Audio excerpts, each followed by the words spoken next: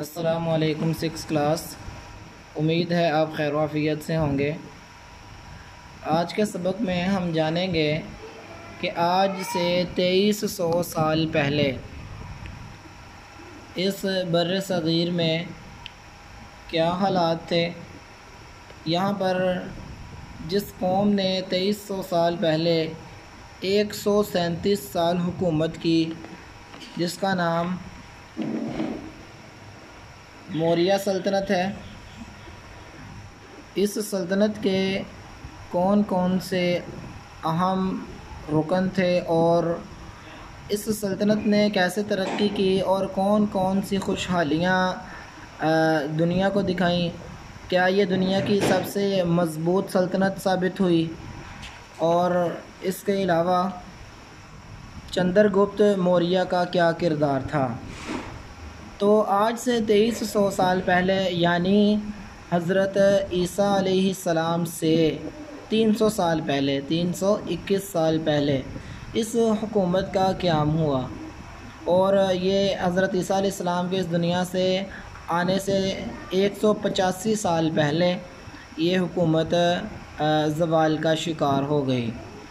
तो आपको पता होना चाहिए कि अज़ीज़ तलबा, आज से 1450 साल पहले हज़रत मोहम्मद सल्लल्लाहु अलैहि वसल्लम ने मक्का में नबूवत का ऐलान किया था कि अल्लाह ताला ने उनको नबूवत से सरफराज फरमाया था। उसके बाद इस्लाम दुनिया में फैला। आप सल्लल्लाहु अलैहि वसल्लम की एक मज़बूत कंपनी, सहाबाए किराम की एक मज़बूत जमात, जिसने पूरी दुनिया में अमन व अमान की फ़ज़ा कायम की, ये उससे तकरीबन 800-900 साल पहले की बात है। तो आज के सबक में हम देखते हैं कि चंद्रगुप्त मौर्य किस ख़ानदान से ताल्लुक़ रखता था। ये स्टार्ट यहाँ से हो रहा है। चंद्रगुप्त मौर्य खश्तरी ख़ानदान से ताल्लुक़ रखता था। इसने हिंदुस्तान में एक मज़बूत और वसी हुकूमत कायम की। सिकंदर आज़म के हमले के बाद, आपने पिछले सबक में पढ़ा था, ये सिकंदर आज़म यूनान से यहाँ हिंदुस्तान में आया और इसने यहाँ पर हमले किए। उसके बाद ये अपनी तभी मौत मारा गया, बीमार हो गया। तो यूनानियों का भी यहाँ पर कब्ज़ा था, क्योंकि ये यूनानी था। तो ये अगरचे चला गया था, लेकिन यूनानी यहाँ पर अपने वो जानशीं छोड़ गया था। तो सिकंदर आज़म के हमले के बाद हिंदुस्तान की तमाम रियासतों में बगावतें शुरू हो गईं। इन हालात में चंद्रगुप्त मौर्य को अपने अज़ाइम पूरे करने का मौका मिल गया। मौर्य सल्तनत के पास बेहतरीन फ़ौज थी, जिसमें जंगी हाथी भी शामिल थे, जिनसे दुश्मनों पर नेज़ाबाजी की जाती थी। ये नेज़ा होता था, एक स्टिक होती थी लंबी सी, जितना आदमी का कद होता है, तकरीबन इसके बराबर या इससे बड़ा। उसके आगे एक खंजर लगा होता था, छुरी नुमा या खंजर नुमा एक आला लगा होता था, जिसको नेज़ा कहा जाता था। तो ये मुख्तलिफ़ साइज़ के होते थे। ये दूर से दुश्मन पर वार करने के लिए फेंका जाता था और दुश्मन का निशाना लगाया जाता था। चंद्रगुप्त ने पंजाब पर कब्ज़ा करने के बाद रियासत मगध यानी जो मौजूदा बिहार है, उनका सूबा, हिंदुस्तान का सूबा बिहार, और पटना पर भी कब्ज़ा कर लिया। उनकी सल्तनत खलीज बंगाल और बहिरा अरब से कोहे हिमालय तक फैल गई। सिकंदर आज़म के एक जर्नैल सेल्यूकस ने पंजाब पर हमला कर दिया। चंद्रगुप्त ने ज़बरदस्त मुकाबले के बाद इसे शिकस्त दी। यूनानियों ने काबुल और कंधार और हरात चंद्रगुप्त के हवाले कर दिए, डर गए। चंद्रगुप्त ने बंगाल, बिहार, यूपी, ये जो आज का उत्तर प्रदेश है, हिंदुस्तान का सूबा यूपी, मालवा और जनूबी पंजाब यानी कि पंजाब का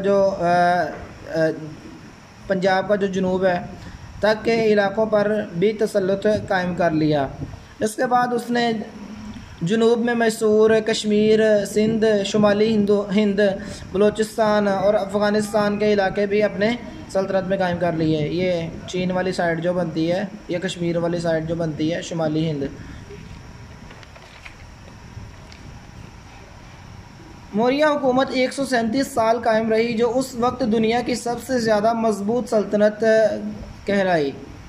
चंद्रगुप्त के अहद का सबसे कदीम तरीन शहर टेक्सला बना। ये बड़ा खुशहाल शहर था। इस शहर में एक यूनिवर्सिटी भी कायम की गई, जहाँ साइंस और फ़नी उलूम की तालीम दी जाती थी।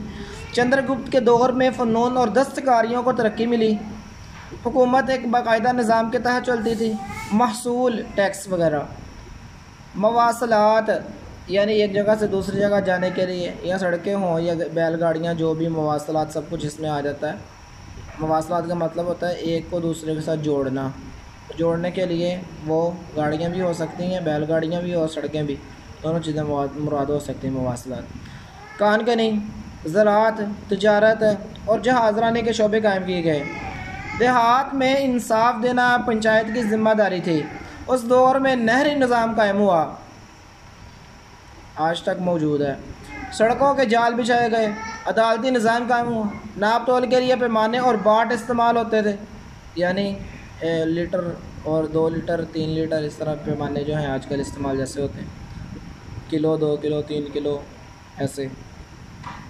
साल में 2 फसलें उगाई जाती थी। जैसे